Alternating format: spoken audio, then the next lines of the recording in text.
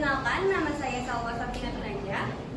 Saya Tiara Gini Supriyasti. Nama saya Masyara Liakara. Nama saya Muhammad Irmani Bayhaqi. Nama saya Nadia Falsa. Nama saya Imam Mustaqim.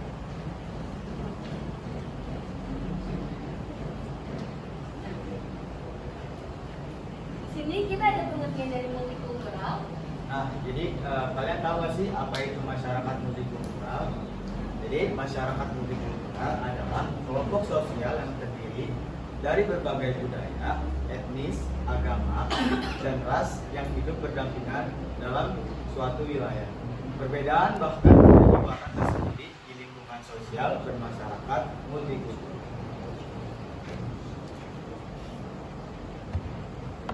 Nah, latar belakang terbentuknya masyarakat multikultural ada beberapa poin di sini. Yang pertama letak geografis, migrasi, perdagangan internasional, globalisasi, kebutuhan ekonomi dan keberagaman etnis lokal. Nah, berikutnya ada ciri-cirinya. Yang pertama, memiliki keberagaman yang berbeda-beda. Yang kedua, memiliki norma yang telah disepakati bersama. Yang ketiga, bersatu melalui waktu yang lambat. Yang keempat, relatif sering terjadi konflik. Yang kelima, terjadinya dominasi kelompok. Selanjutnya di sini ada nilai-nilai multikultural, yaitu pertama dan yang terakhir, yaitu menekankan kesetaraan hak dan kewajiban setiap individu serta partisipasi aktif dalam kehidupan sosial dan politik. Nilai ini mendukung kohesi sosial dan pengakuan terhadap keberagaman. Yang kedua ada pluralisme, menghargai keberagaman sebagai nilai positif dan mendorong saling menghormati antar kelompok. Pluralisme menciptakan suasana yang kondusif untuk hidup berdampingan secara berdamai. Ketiga ada humanisme, yaitu mengutamakan martabat dan nilai setiap individu serta upaya untuk meningkatkan kemampuan manusia secara utuh. Humanisme mendorong rasa empati dan kepedulian terhadap sesama. Yang keempat ada solidaritas, yaitu mengedepankan rasa saling mendukung dan bekerjasama dalam menghadapi tantangan bersama. Solidaritas menguatkan ikatan antar individu dalam masyarakat yang beragam. Yang terakhir ada keadilan sosial, yaitu menekankan pentingnya distribusi sumber daya yang adil dan perlakuan setara bagi semua kelompok.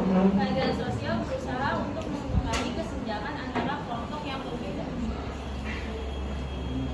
Selanjutnya ada beberapa kelebihan multikultural. Yang pertama, meningkatkan toleransi dan saling pengertian antara kelompok yang berbeda.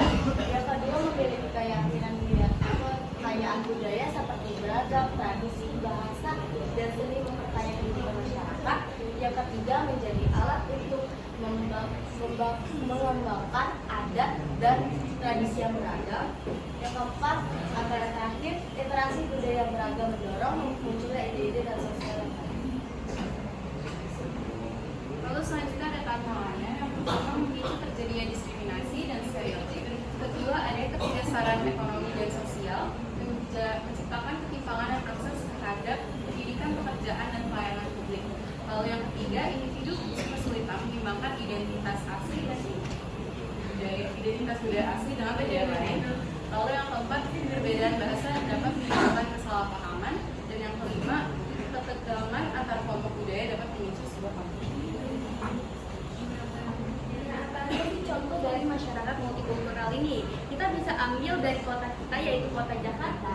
Nah, daerah khusus kota Jakarta ini tuh disebut juga dengan melting budaya di Indonesia karena di Jakarta memiliki banyak penduduk yang memiliki suku ataupun etnis yang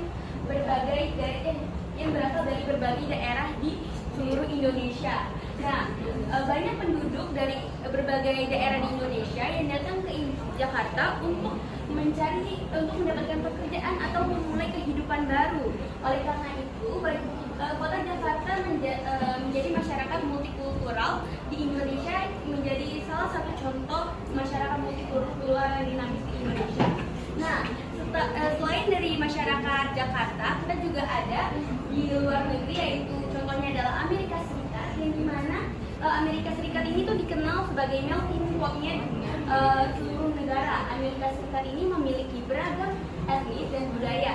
Banyak sekali imigran-imigran dari seluruh negara telah membawa tradisi, bahasa, etnis, dan nilai-nilai mereka yang menjadikan negara Amerika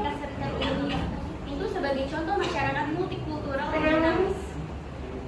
Nah, selanjutnya ini kita ada peran pendidikan dalam membangun nilai-nilai multikultural. Seperti teman-teman tahu, pada saat ini kita menggunakan kurikulum Merdeka, di mana kurikulum Merdeka ini terdapat yang namanya P5, yaitu Proyek Penguatan Profil Pelajar Pancasila.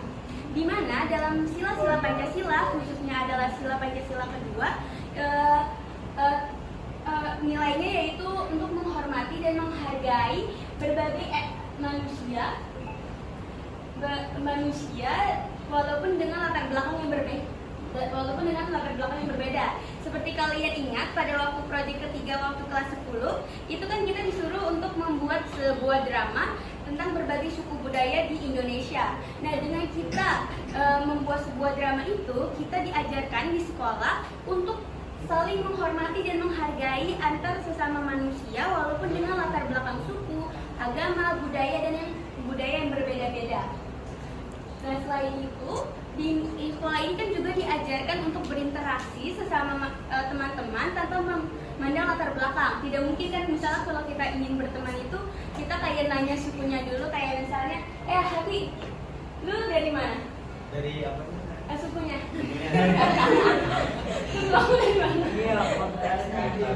Dari Betawi. Nah, gue nggak mau temenan sama lu, kalau lu dari suku Betawi, kan gak mungkin kayak begitu kan. Jadi di sekolah itu diajarkan untuk saling berteman dengan siapa saja tanpa memandang latar belakang baik itu suku, agama maupun latar belakang yang lainnya. Nah, selanjutnya tadi kita udah jelasin multikultural secara umumnya. Kita akan menjelaskan multikultural secara keagamaan di Indonesia. Nah, ini agama-agama yang diakui di Indonesia. Yang pertama ada Islam, Protestan, Katolik, Buddha, Hindu, dan Konghucu.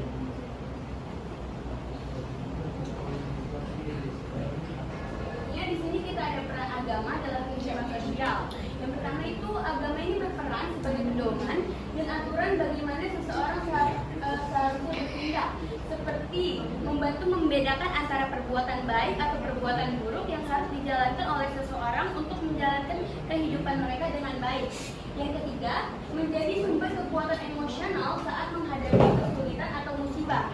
Semisalnya teman-teman memiliki suatu musibah, maka teman-teman ketika memiliki agama, teman-teman bisa berdoa ataupun beribadah agar hati teman-teman bisa tenang dan juga mengikhlaskan semua musibah tersebut. Nah, yang keempat, membantu seseorang untuk memiliki arah dan tujuan baik di dunia maupun untuk kehidupan setelah mati. Yang kelima, mengajarkan toleransi dan menghormati perbedaan keyakinan.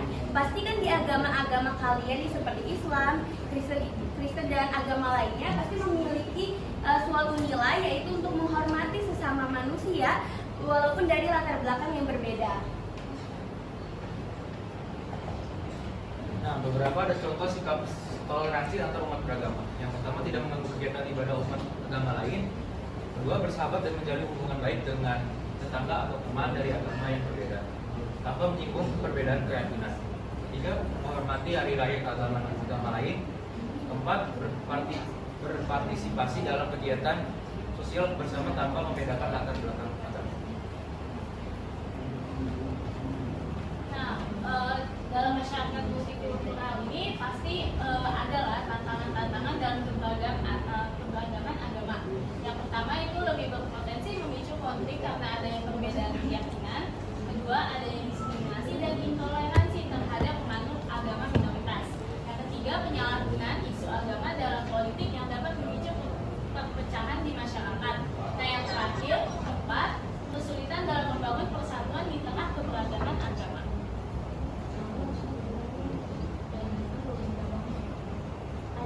Nah, itu ini ada contoh konflik antar agama. Kita mengambil tragedi Poso. Tragedi Poso itu apa sih? Nah, tragedi Poso ini adalah konflik berdarah yang terjadi di Poso, Sulawesi Tengah, antara umat Islam dan Kristen pada 25 Desember 1998 sampai 20 Desember tahun 2001. Nah, konflik ini tuh awalnya dipicu oleh ketegangan sosial, politik, dan ekonomi serta persaingan antar agama yang memuncak beruncak menjadi kekerasan. Awalnya konflik ini tuh terjadi karena masalah pribadi antar warganya, namun berkembang menjadi bentrokan massal yang melibatkan kedua kelompok agama, yaitu agama Kristen dan juga agama Islam. Kerusuhan terjadi ini berulang kali yang menimbulkan banyak korban jiwa, kerusakan rumah, tempat ibadah, serta dibuat orang terpaksa untuk mengungsi. Puncak kekerasan dari tragedi Poso ini itu terjadi pada tahun 2000 sampai 2001 dengan banyaknya serangan balasan dari kedua pihak. Nah, untuk menyelesaikan tragedi ini, maka pemerintah ini mengupayakan perdamaian melalui perjanjian Malino pada 20 Desember 2001. Dari paparan kata yang sudah kita berikan, ini ada kesimpulannya. Kesimpulannya adalah masyarakat Indonesia terdiri dari berbagai agama seperti Islam, Kristen, Hindu, Buddha, dan lainnya, yang membuat negara ini beragam dan kaya akan budaya. Meski begitu, perbedaan agama kadang bisa menimbulkan masalah seperti kesalahpahaman dan konflik. Agar kita bisa hidup dengan rukun, penting bagi kita untuk saling menghargai dan menjaga toleransi dengan cara berkomunikasi dan memahami keyakinan satu sama lain. Kita bisa menjaga kesatuan di tengah keberagaman dan menciptakan lingkungan yang damai untuk semua. Dan sebelum kita menutup presentasi kali ini, apakah ada yang ingin bertanya? Dari apa? Excel. Jadi tadi kan kalian ngejelasin kalau misalnya untuk masalah konflik kultural khususnya di bidang camping itu pasti banyak konfliknya juga. Nah, aku mau nanya bagaimana sih cara kita mengatasi atau kayak mencegah konflik-konflik di konflik masyarakat multikultural khususnya di bidang keyakinan supaya mencegah dan itu terjadi. Oh, jadi kalau untuk mencegah tragedi seperti Poso ini kayak kerusuhan dua agama, teman-teman bisa melakukan toleransi terhadap agama-agama lain ataupun agama yang sama. Contohnya seperti ketika ada teman kalian yang berbeda agama sedang beribadah, maka teman-teman jangan mengganggunya. Ataupun yang kedua, teman-teman bisa tidak melecehkan agama teman-teman kalian yang berbeda tersebut. Kan biasanya banyak yang gini, lu login aja ke agama gue, itu juga itu termasuk hal yang tidak baik, malah merusak pertemanan kalian gitu. Nah yang ketiga, ketika misalnya ada perayaan hari besar nih kayak Idul Adha, Idul Fitri ataupun kayak Natal, teman-teman bisa membantu teman-teman kalian yang sedang merayakan hari besar tersebut agar pertemanan kalian dapat terjalin dengan semakin erat gitu. Jadi menurutku kayak kita harus toleransi